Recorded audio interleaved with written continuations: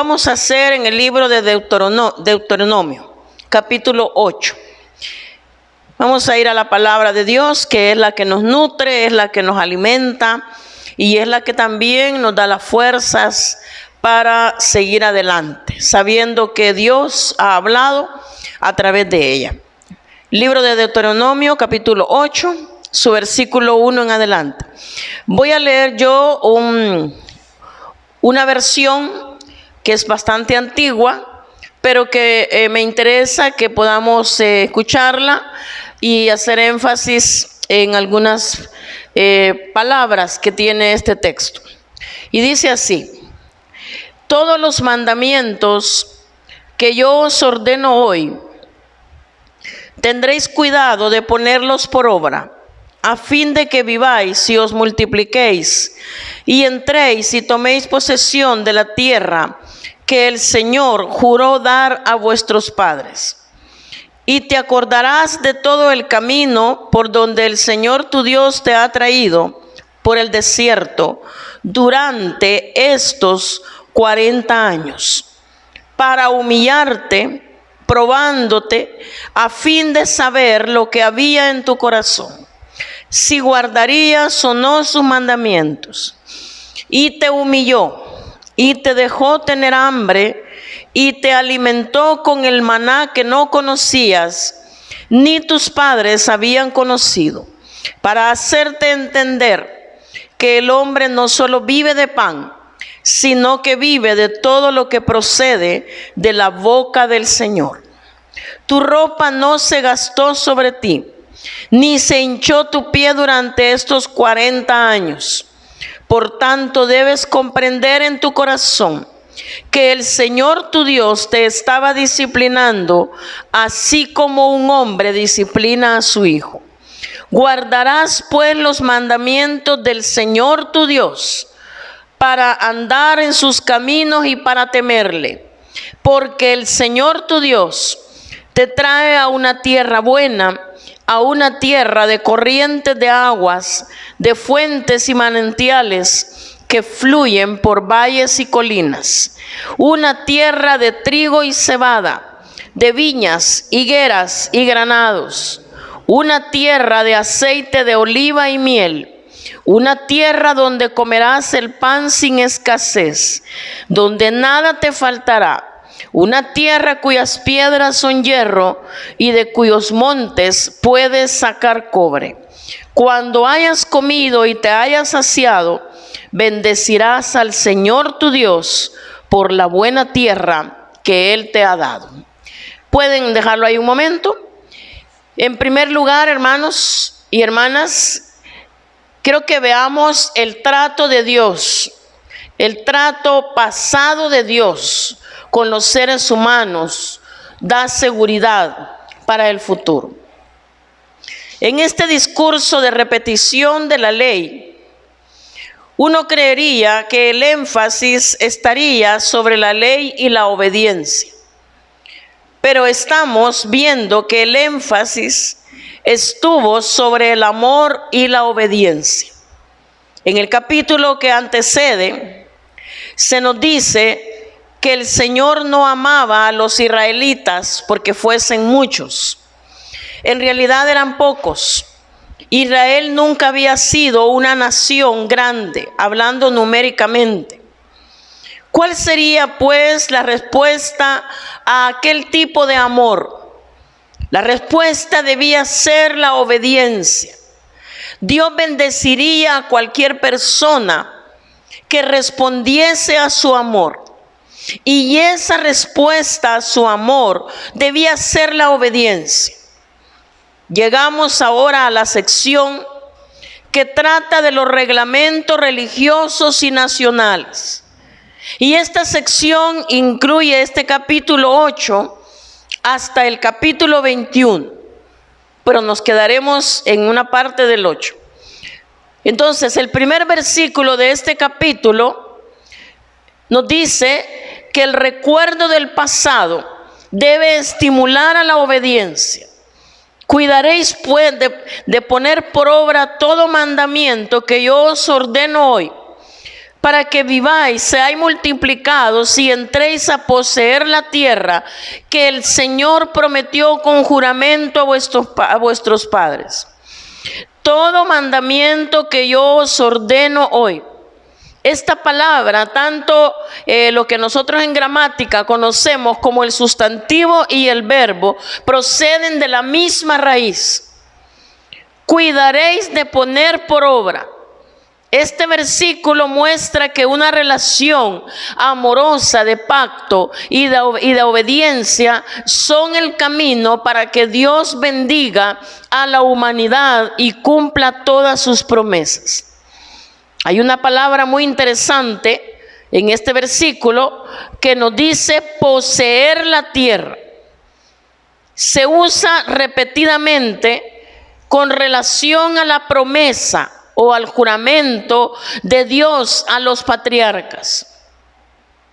Se usa de Israel que actúa de acuerdo a estas promesas e invade la tierra. Está también allá en el capítulo 3, versículo 28, el concepto de herencia. La obediencia de Israel al pacto para mantener la posesión de la tierra. Y vemos, hermanos, que aquí está la nueva generación en el lado oriental del río Jordán. Estaban listos para cruzar al otro lado y entrar en la tierra con mucha quietud y esperanza.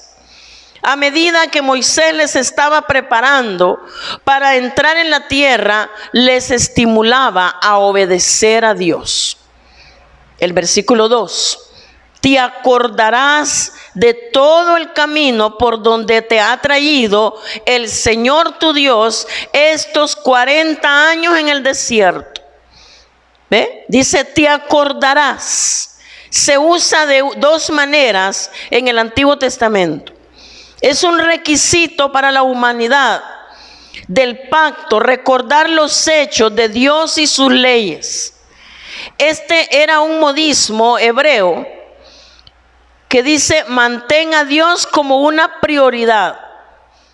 Una petición de la humanidad es que Dios no se acuerde de nuestros pecados. Luego nos dice, te acordarás de estos 40 años en el desierto. Israel recordaba el periodo del peregrinaje en el desierto como la luna de miel entre Dios e Israel. Dios nunca estuvo más cerca de su pueblo que en este momento de prueba, porque ellos tenían que depender de Él para todo. Ahora ellos iban a tener abundancia y bendiciones en la tierra prometida. Y Dios les estaba advirtiendo que siguieran dependiendo de Él, porque Él era la fuente y es la fuente de todas las cosas. 40 años. Este número se usaba frecuentemente de una manera figurada para designar un largo periodo de tiempo, más largo que un ciclo lunar, que era de 28 días. Sin embargo, otras veces era literal. Frecuentemente es difícil saber cuál escoger sin otra información histórica o bíblica. El periodo del peregrinaje en el desierto duró alrededor de 38 años. Pero también el versículo nos hace ver la causa de ese tiempo de peregrinaje. Y nos dice, si usted observa la secuencia, para afligirte, para probarte. Tenemos allí una preposición, ¿para qué? Para afligirte, para probarte, para saber. Dios nos prueba con la perspectiva de fortalecer nuestra fe. Si somos hijos de Dios, se nos probará. Generalmente se nos prueba en el área de nuestra vida que es prioridad para nosotros. La prueba tiene el propósito de hacernos más semejantes a Cristo. El término afligir en el hebreo es humillar, es decir, para humillarte. Y se usa en los versículos 2, 3 y 16. El Antiguo Testamento solo llama humilde a Moisés y el Nuevo Testamento llama a Jesús humilde. Entonces, Dios desea una actitud humilde y de confianza en su pueblo. El término corazón se usa de una manera figurada acerca de nuestros motivos. Dios quería que ellos se acordasen del pasado. Debían ver que en el pasado Dios había tratado con ellos, probándoles y preparándoles. De igual manera, Dios quiere que nosotros ahora también nos acordemos de nuestro pasado. Dios nos ha probado, nos ha sostenido, Dios nos ha bendecido en el pasado. Ahora es tiempo de recordar esas bendiciones. Pablo lo expresó para el creyente en su carta a los Filipenses de la siguiente manera: estando persuadido de esto, que el que comenzó en vosotros la buena obra, la perfeccionará hasta el día de Jesucristo. Debemos recordar que Dios nos ha guiado y que nos ha bendecido. ¿No es esto verdad en cuanto a usted? ¿No puede usted decir que Dios le ha guiado hasta esta misma hora? Si Él lo ha hecho en el pasado, Él continuará haciéndolo en el futuro. Estos recuerdos son para nuestro estímulo, para darnos seguridad de cara al futuro.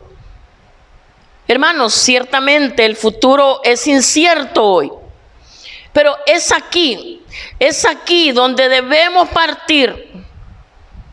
No hay otra fuente de seguridad que regresar a las Escrituras y fortalecernos en ella y saber que Dios no ha perdido el control. Dios tiene el control. Ahora, ¿por qué probó Dios a los israelitas en el desierto? Fue para humillarlos y para demostrar lo que verdaderamente había en su corazón. Eso explica el por qué Dios nos prueba a usted y a mí. A veces es como si nos metiera en el horno y lo calentase mucho. ¿Para qué, dirá usted? ¿Para qué hace Dios eso? Bueno, para probarnos y para humillarnos. Recuerde que el cristiano no está exento de enorgullecerse ni de desarrollar una excesiva confianza en sí mismo. Podemos observar fácilmente la jactancia y el orgullo con el cual el ser humano camina por la tierra en el día de hoy.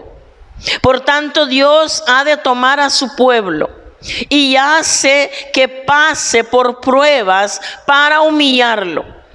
Y sabe usted que las pruebas realmente comprueban la calidad del metal. Las pruebas revelarán si una persona en verdad es hijo de Dios o no. Es por eso que muchas veces es difícil saber si un creyente es genuino o no. Una persona que ha sido probada es alguien en quien se puede tener confianza. El recuerdo del pasado también nos muestra su bondad. Veamos el versículo 3 y nos dice: te afligió para pasar hambre y te sustentó con maná, comida que ni tus padres habían conocido, para hacerte saber que no solo de pan vivirá el hombre, sino de todo lo que sale de la boca del Señor vivirá el hombre. El pueblo lo llamó maná. Y la pregunta en Éxodo es: ¿qué es esto? Moisés lo llamó pan del cielo.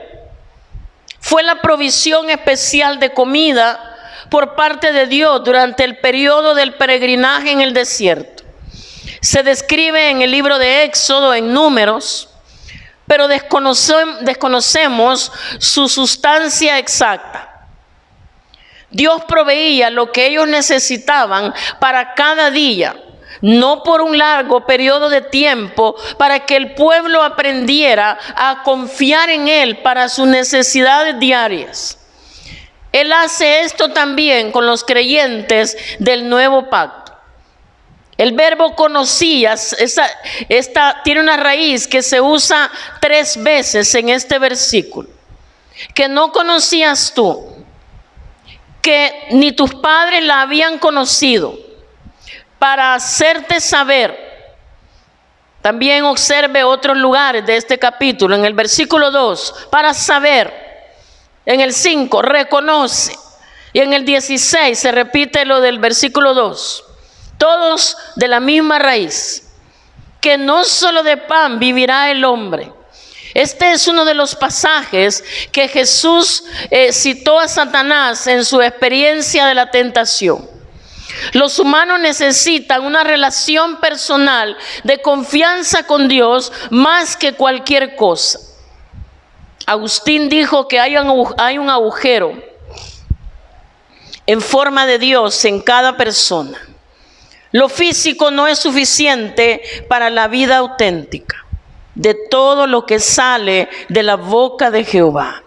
Nuestro Señor citó este versículo cuando fue tentado en el desierto. Y encontramos en Mateo 4:4 y en Lucas 4:4. Si el Señor Jesús no hubiera citado este versículo, es probable que nosotros hubiéramos pasado por alto la gran lección espiritual que hay aquí. Dios ha sido bondadoso con nosotros. Nos ha bendecido con cosas materiales de muchas maneras. La lección importante es que Dios nos da aquellas cosas a fin de que veamos que hay una riqueza espiritual, y esa riqueza es la palabra de Dios. La palabra de Dios es la que hoy constituye la verdadera riqueza para el Hijo de Dios. Continuemos en el 4. Dice: el vestido que llevabas puesto nunca envejeció, ni el pie se te ha hinchado en estos 40 años. Esta frase, tu vestido nunca se envejeció, tanto los comentaristas de la Edad Media como Justino Mártir, considerado padre de la iglesia primitiva, afirmaban que la ropa de los niños crecía a medida que ellos crecían y que nunca se gastó. Y de igual manera con las sandalias. Qué expresión más maravillosa del cuidado de Dios para cada necesidad. Ni el pie se ha hinchado. Esta palabra significa hinchar. La misma raíz como sustantivo se refiere al crecimiento del pan. Esto afirma que sus cuerpos físicos también fueron fortalecidos para soportar el largo y difícil viaje. Un médico que también era misionero explicaba que un país del oriente donde él vivía, la gente tenía una dieta fija, sin variaciones. No recibían todas las vitaminas que necesitaban y por tanto muestran los síntomas de una enfermedad llamada beriberi, causada por la ausencia en la dieta de la vitamina B1, y uno de cuyos síntomas es la hinchazón de los pies. Ahora, los israelitas sí recibieron todas las vitaminas y el alimento que el cuerpo necesitaba. ¿Qué comieron los israelitas por 40 años? Pues comieron el maná. Dios les dio a comer el maná, que fue una comida maravillosa y milagrosa. Proveyó todo el alimento que necesitaban para la nutrición adecuada y la salud de sus cuerpos. El maná espiritual es una descripción de la palabra de Dios. Es un alimento maravilloso que suplirá todas sus necesidades. En el ministerio me admiro de cómo las cartas recibidas prueban esta realidad. Recibimos muchísimas cartas y entre ellas podemos encontrar la carta de un hermano que nos contó que estaba pasando una gran aflicción. Y un día hablamos sobre cierto capítulo que le trajo consuelo a su corazón. Otro dijo que andaba alejado de Dios en pecado y que había llegado a convertirse en una persona fría e indiferente. Pero un pasaje concreto de la palabra de Dios le permitió restaurar su relación con Dios.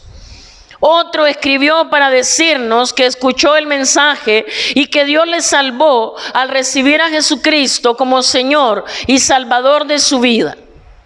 La Biblia suplirá sus necesidades individuales, sea cuales fueren. Ahora, Dios prometió bendiciones temporales a la nación de Israel si les servían. Veamos los versículos, volvamos a la escritura. Reconoce a sí mismo, versículo 5, en tu corazón, que como castiga el hombre a su hijo, así el Señor tu Dios te castiga. Guardarás pues los mandamientos del Señor tu Dios, andando en sus caminos y temiéndolo, porque el Señor tu Dios te introduce en la buena tierra, tierra de arroyos, de aguas, de fuentes y de manantiales, que brotan en vegas y montes, tierra de trigo y cebada, de vides, higueras y granados, tierra de olivos, de aceite y de miel, tierra en la cual no comerás el pan con escasez y donde no te faltará nada, tierra cuyas piedras son de hierro y de cuyos montes sacarás cobre. Vea la frase: como castiga el hombre a su hijo, así Jehová te castiga. Aquí tenemos una analogía de Dios como Padre amoroso. Él nos disciplina para nuestro bien, andando en sus caminos. Es una comparación del estilo de vida. Dios quiere que vivamos para Él todos los días. La fe bíblica no es un credo, ni un acto sacramental, ni una lección de memoria, ni una teología sistemática, sino una relación diaria con Dios. Y temiéndole, es paralelo a caminar. Este es el concepto de temor reverencial y de respeto. Este es un énfasis de esta sección en el valor del agua para una sociedad agrícola y la fertilidad del suelo de la tierra prometida. En los documentos antiguos de Mesopotamia, Palestina era conocida como la tierra que fluye leche y miel. También tenían tremendos depósitos minerales. Las bendiciones de Dios para Israel tenían el propósito de crear una respuesta agradecida. Y Dios quiere que disfrutemos su creación, pero recordemos que Él nos la dio. Dios nos da esta promesa hoy a los cristianos y quisiera que usted lo notara muy bien.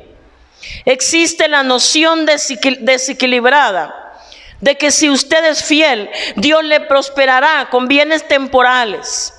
Y esto no es verdad. Dios prometió prosperar a Israel en la tierra, pero no prometió prosperar al cristiano con los bienes materiales de este mundo. Hace unos momentos comparábamos el maná que Dios proveyó a aquel pueblo en el desierto con la palabra de Dios. Quisiéramos afirmar que la Biblia, la palabra de Dios, nos presenta a Jesucristo, la palabra de Dios encarnada, que vivió entre nosotros, que nos dejó sus enseñanzas, que murió en la cruz por nosotros y resucitó. Hemos dicho hoy que la respuesta al amor debiera ser la obediencia. Jesucristo le pide, la respuesta que Él le pide a usted ahora es que crea en el Señor Jesucristo para ser salvo. Y Jesús mismo, desde las páginas de las Sagradas Escrituras, nos recuerda su invitación allá en Juan 6:35, cuando dijo: yo soy el pan de vida. El que a mí viene nunca tendrá hambre, y el que en mí cree no tendrá sed jamás. En segundo lugar de esta reflexión es la advertencia a Israel. Veamos los versículos 10 y 11. Y nos dice: allí comerás y te saciarás y bendecirás al Señor tu Dios por la buena tierra que te habrá dado. Cuídate de no olvidarte del Señor tu Dios para cumplir los mandamientos, decretos y estatutos que yo te ordeno hoy. La primera parte de este versículo es la fuente del mandato rabínico de orar después de haber comido.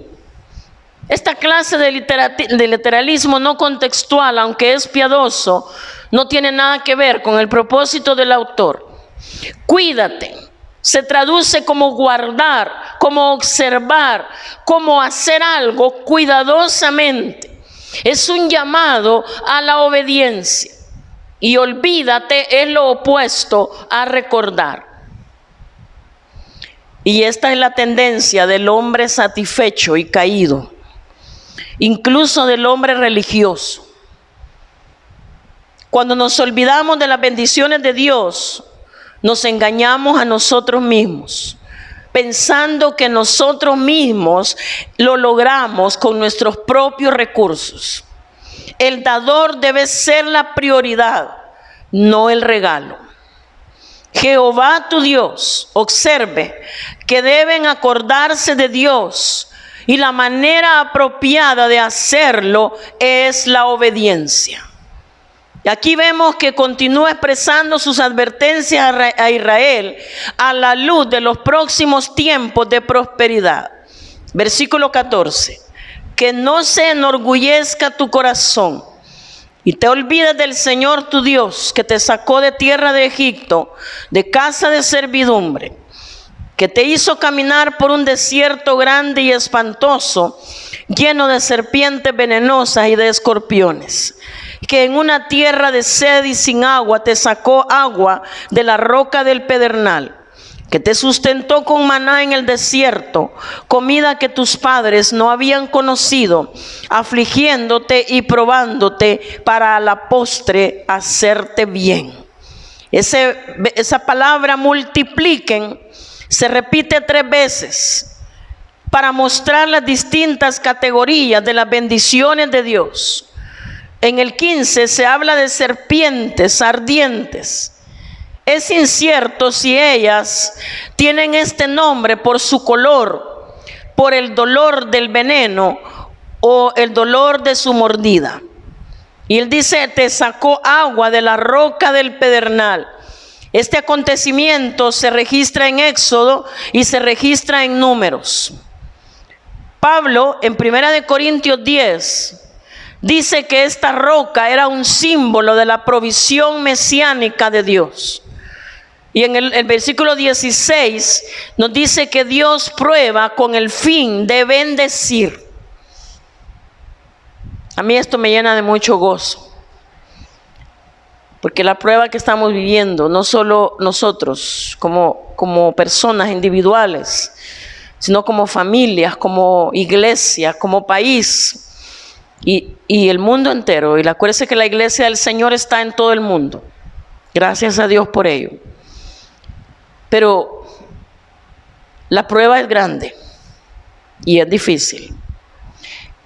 Ahora pensemos, si nosotros nos mantenemos firmes, confiando en Él, aunque Él nos llevara, pensemos en la recompensa, porque la prueba, Él nos prueba para bendecirnos. Pensemos en las bendiciones que van a alcanzar, quizá no nosotros, a lo mejor la siguiente generación o los niños que hoy están de pacha, por lo que usted y yo ahora estamos sufriendo. No sabemos. Pero la prueba se convierte en una oración. En el Salmo 26:2 y en términos diferentes, pero con el mismo pensamiento, en el Salmo 139. Y en Juan 14:2 y 3, el Señor dijo, voy pues a preparar lugar para vosotros. Y si me fuere y os preparare lugar, vendré otra vez y os tomaré a mí mismo, para que donde yo estoy, vosotros también estéis. Esa es la esperanza del Hijo de Dios en el día de hoy. Cristo vendrá para llevarnos de este mundo. La esperanza de Israel estaba en este mundo. Esa es la diferencia.